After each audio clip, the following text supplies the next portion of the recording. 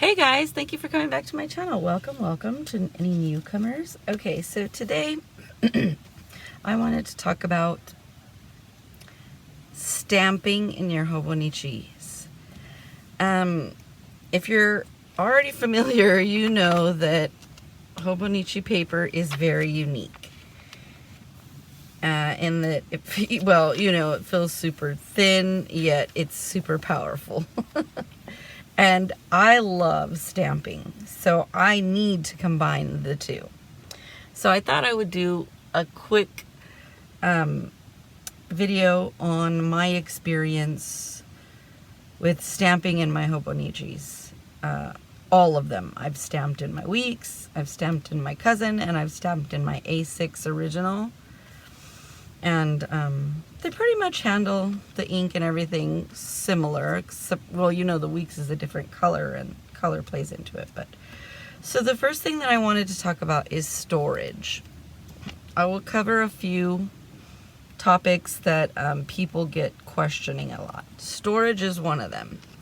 When I first started stamping, I thought it would be a brilliant idea to store all my stamps by category in CD cases. This system showed to be flawed because the minute you open it up, bink, some of them, after a lot of use, they start to like become less sticky at the back, and then they could fall out of here. And what makes them less sticky is like dust and debris from the air being dirty. So you'll have to clean them, and I'm going to show you how to clean them.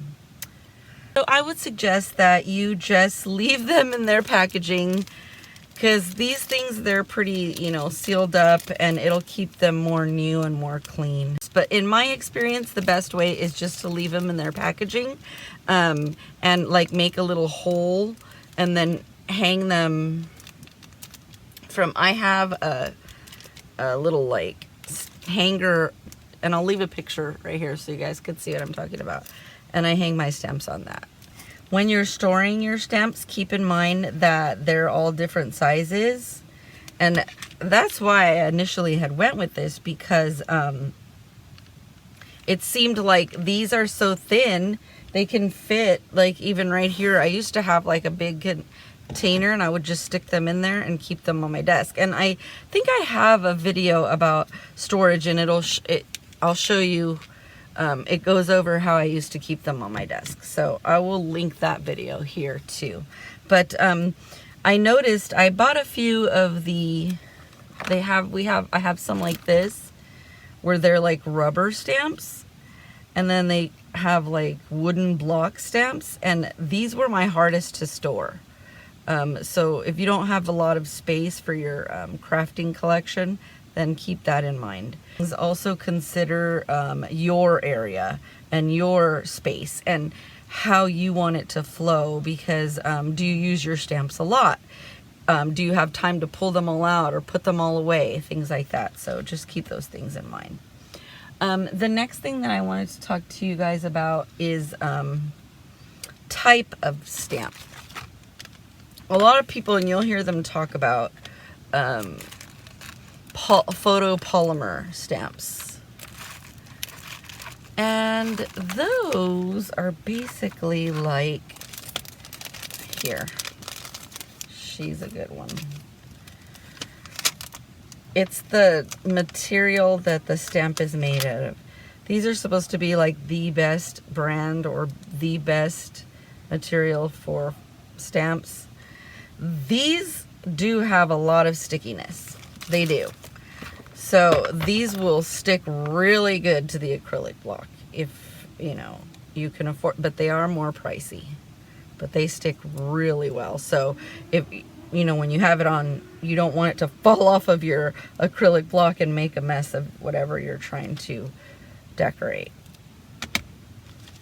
But they do have these, like, I would say they're plasticky kind.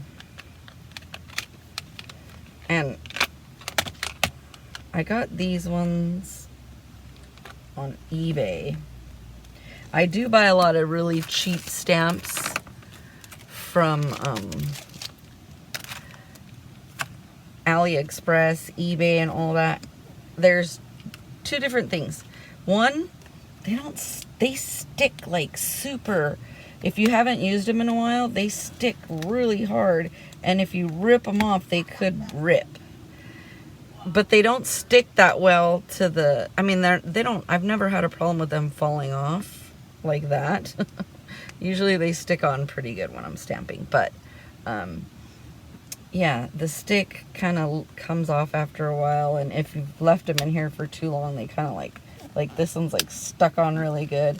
So I'm gonna have to like slowly break it off. And I have ripped these before, but they are extremely cheaper. Like these ones run you about $20, between anywhere from 15 to 20 for this size and all of these amount of stamps. Whereas this whole thing cost me like $2. So they're really, really cheap. That's all personal preference. The next thing that I wanted to talk to you about is acrylic block. Obviously, when you're going to use any kind of clear stamps or whatever, you're going to need acrylic blocks. I prefer these big, thick ones. They're 1/2 inch thick. Because the reason that I feel this way is because I've got these. I got several of these too. Super cute, super cute. But the problem I ran into with these is that once you put the stamp on it and then you go to stamp, put ink on it, because your fingers like hang over the edge because they're so thin, there's a chance that you could get ink on your finger and then transfer it over to the planner or whatever you're trying to stamp your image on. So that's one of the reasons I do not prefer these thinner acrylic blocks. That's why I like the thicker ones, because you see my fingers aren't hanging over the block, and then I can easily stamp it. I got a good grip on it. I'm not going to get it on my fingers. So that's one of the things, one of the reasons why I like these bigger. This one's not as big, but it's still kind of okay. But that's why I prefer these thicker. These are from Recollections, and I have a few of them. Also, they come in different sizes, as you can see, and that's another thing to consider when you're buying blocks, ink, acrylic blocks. Now, let's get to the important part, ink. Let's talk about inks. Let's talk about inks, baby. Let's talk about all the good things and the bad things that may be. Let's talk about inks. Let's talk about inks. All right. So, inks. Okay. That is where you really need to consider what inks you're going to use, because like I said at the beginning, Hobonichi paper, Hobonichi's used Tomoe River paper, and it's very thin, but it is made to hold like a good amount of ink, like fountain inks, fountain pen inks, watercolor inks. So you just got to know which one's right for you. First thing we're going to do, get ourselves a little stamp. Also, when I'm stamping, all I need really, and all you need, is a wet paper towel. And the reason why I like a wet paper towel is, for one, it doesn't ruin your stamps over long term. If you're using your stamps, you want them to last for a while, and if you're using them often, if you get baby wipes, a lot of people say to use baby wipes, but the chemicals in baby wipes can tear down or mess up your stamps. So for me, wet paper towel works just fine. I keep it off to the side with another dry one on top of that one, so I can use them both. A lot of times when I'm wiping them down, It depends on the ink, but they're so saturated that it gets all over and makes a huge mess, and I don't want that mess on my desk, so I keep several of them right here next to me. So that's a quick tip that I wanted to share with you guys. So let's go ahead and try StazOn. And I'm going to be using this little stamp just because it's easier and I can fit more. It is a photopolymer. Most of my stamps are, just because I've been stamping for so long and I've acquired quite a few. So might as well use the nice ones, right? But it is nice to have a variety. So if you're just new to stamping, I would suggest to go ahead and get the cheaper ones until you learn if it's right for you, because a lot of people don't like it after they try it, and then, you know, I would hate for you to use, like, waste all that money. But so let's stamp. Okay, I'm going to do the StazOn first. I'm going to go ahead and do several images because I'm going to color it with different things. So I'm going to go ahead and put that in there.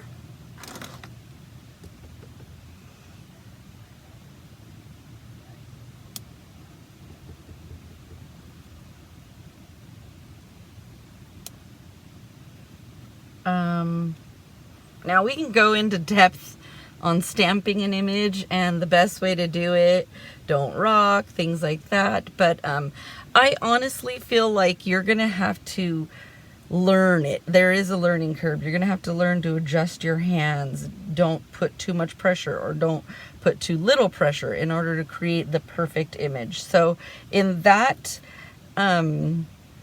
way, the only advice I can give you is just practice, play with it. I love these extra pages that the Hobonichi gives you, because there is no way I'm going to be in this planner in 2022. Yeah, I am definitely going to be buying a new planner in August when they come out, or September when they come out. So these pages will not be used, and they are going to be used for testing. Just like last year, that worked perfectly well for me. I was able to, because like I wanted to show you, last year I was able to stamp certain images just to see like how they fit. Did they fit in the bar? Did they fit in the box? Did they fit at the bottom? So, you know, I used those pages to try out different sizes. So that could be something that you might want to try too. All right, so that StazOn. My second favorite, well, this one was my first favorite back then, but we'll use this one next. Versa Fine. I'm going to go ahead and stamp a whole bunch again.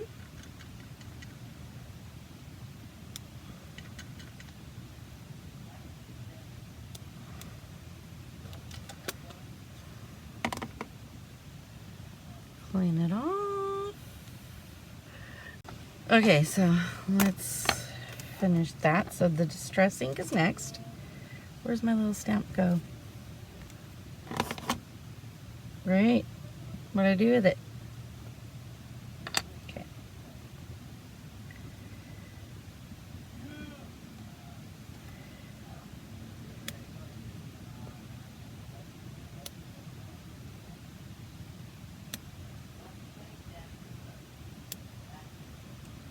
When you're stamping on a book, to me that doesn't get a really clear, good image, and it kind of like, see how it smudges a little bit, because the best way to get the perfectly clear image is on a hard, flat surface.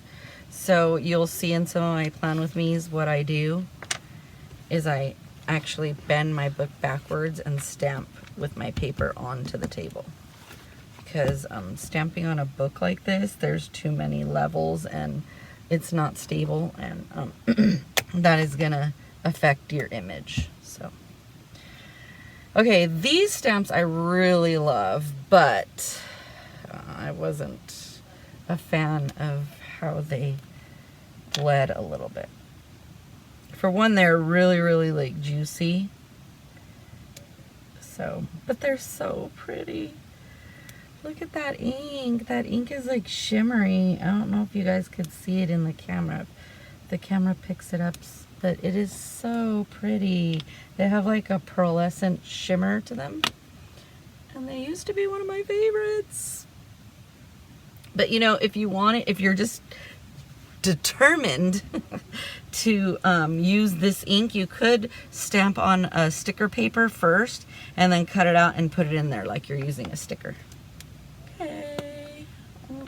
And this is like black, so I wanted to use the black ones so that way I could get the darkest ink there is to show you.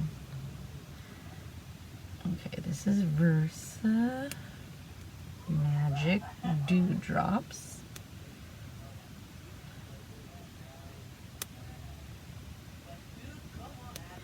Okay, that's all kind of messy there.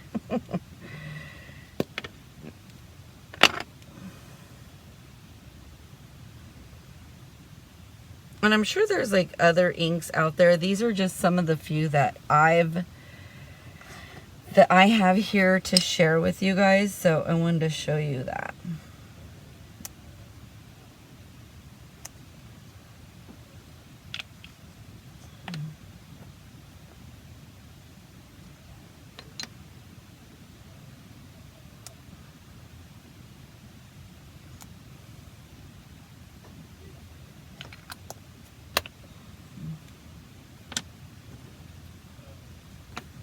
This one is Ink Pad, and this one is Versa Color. Okay, the next thing you'll want to do is select what you're going to be coloring your images in. Are you going to use like the colored ink and then not color the image in, or are you going to color them in?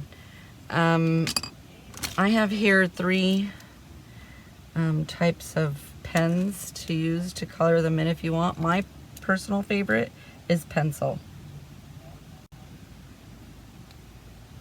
So go ahead and color this in.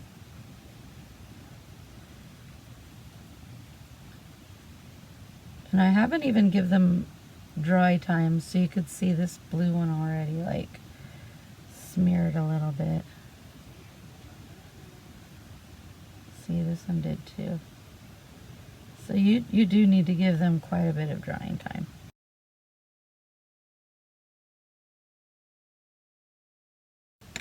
So the first one's pencil. I'm gonna go ahead and try my Tombows.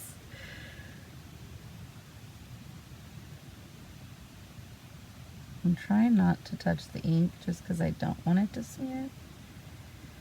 Because look what that one did.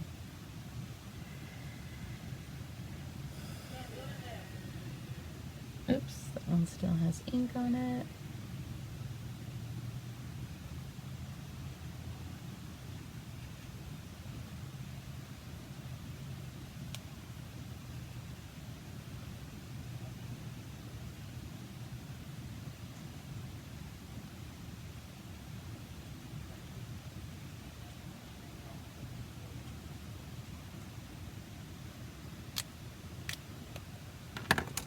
This is a gel pen.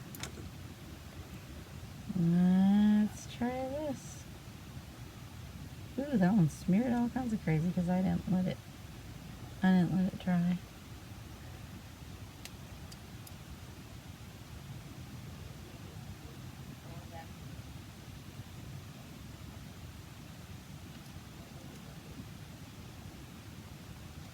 I very rarely use this to color it in, and I usually wait for the next day to use it on my Versamagics if there is an image that I want to be really bright and saturated, like really standing out, then I will go ahead and use the pen to color it in. But I usually do it the next day. Okay. So let me get my ballpoint pen. We'll do this color just so it could stand out because they're already black. That's black ink. So These are a ballpoint pen.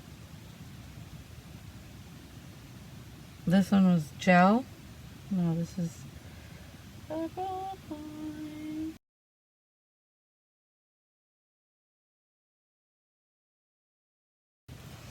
All right, let's color these in. Let's use just a regular marker. And colored pencils, because those are my two favorites. And just by looking, I can already see that the ink is not dry yet. Okay, so let's take a look. This one actually bled all the way through to the other side. Wow. All three of these bled all the way through to the other side. This one's totally coming through. This one's just a little bit on these two, on the marker, see? And then this one is a little bit, but this one's not, and this one's not. So, the brilliance didn't come through. And it's probably because they're both dew drops. This is pigment ink and this is chalk ink. So those are the winner chicken dinner, guys. Let's look at this side. Nope. No, this one did a little bit, the Versacolor, but the ink pad didn't. Now, I don't know how I feel about the ink pad because this one is old. I don't use this ink at all anymore. So it could be that it's old, so I wouldn't be like, oh, Pinky said that we could use ink pad and I just have those. Be careful. I would still do your own testers in your own book, just to make sure that mine could be dried out, and I would hate for you to ruin your book. So yeah, that's what it looks like. And as you can see, this one, by the time I stamped all of these ones were pretty much dry. However, they did bleed through a lot, all the way to the next page. Same thing with the Distress Inks and the VersaFine. And they did a lot of bleeding once I colored them in with the Tombow marker. So I would stick with the Versamagic and a colored pencil. And the good thing about that is Jetpens sells Versamagic in all colors, single and in multi-packs. And they also sell pencils, colored pencils, and for a reasonably good price. So yeah. If you're looking to get some inks, now let me show you how I've done it. This is Versamagic, and I colored in with colored pencil. These are all Versamagic colored pencil. Versamagic, colored pencil. This one I did, I think it's still colored pencil, yeah, okay. Is there anyone that I did with ink?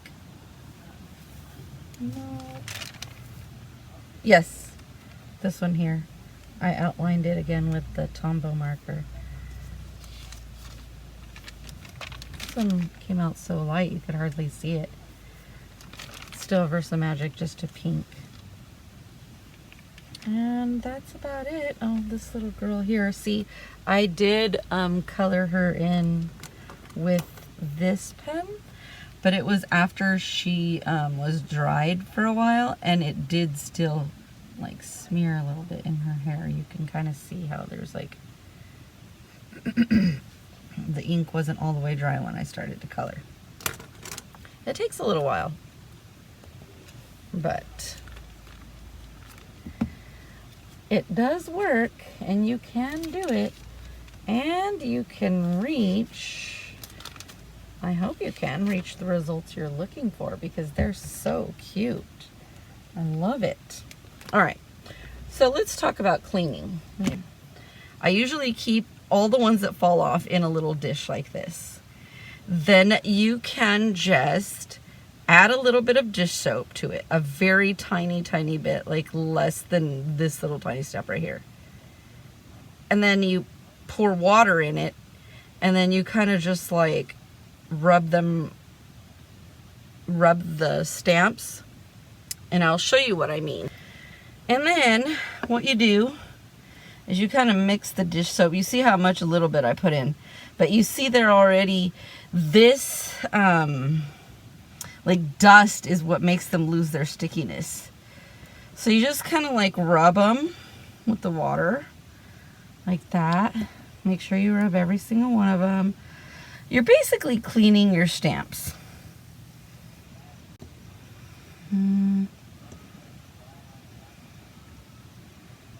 So then, after you rub them all, you could see all the little dirt getting in there, because it's coming off of them, because like they pick up dust so easily. What I do, I clean them off like that, and then move them to the side. Once I've cleaned all the ones that I've cleaned, I move to the side and push all the dirty ones to the side, like. And then just kind of keep doing that for every single one.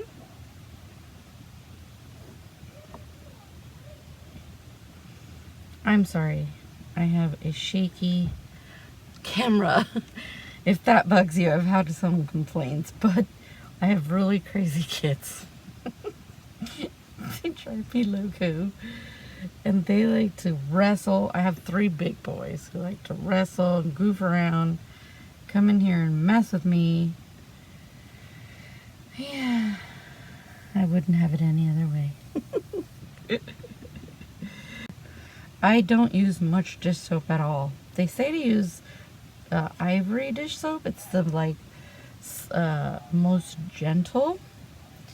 I use because the only dish soap that I have in my house is like Dawn, because it's like really good for taking grease and all that cleaning. So that's what I use. I've been using it the whole time, and I haven't had a problem. So once you do that, alright, so once you get your stamps a little rub down, then you just, I rinse them off, pull them to the side, upside down, like this, so that they're image down, like that, a little bit. I mean, I don't let it sit overnight because you're just going to get more dust, but like, I just let them sit until they dry off, which is about an hour or so, and then come back and they'll be sticky again. So we'll just put this to the side while we clean up our mess and get to stamping. So I hope these tips were helpful to you. I love using this medium. It has upped my, because I've said this before, but if you're not familiar, I like to rub my pages like this. I think that these Hobonichis feel like Bible paper, and I love that about it. So I like to rub my hands over it. I like the feeling of it. And when I had so many stickers, I didn't actually feel the paper. I was covering it up. And that's not what I want. So if you don't mind that, if you're not a paper rubbing weirdo like me, then by all means, use any kind of stamp you want. Stamp directly on a hard surface, on a sticker paper, cut it out and use stickers. And you'll probably have a bigger variety. For me, I like to stamp directly into my book. I still do use a little bit of stickers, but not like I was last year. I was packing it on. And I think they're so cute. I love them. I love the little look it gives. Plus, stamps can kind of like blend into the book, and it almost looks like you bought it that way. So, I just love stamping. Thank you very much for coming today. Until next time, happy planning, everyone. Bye.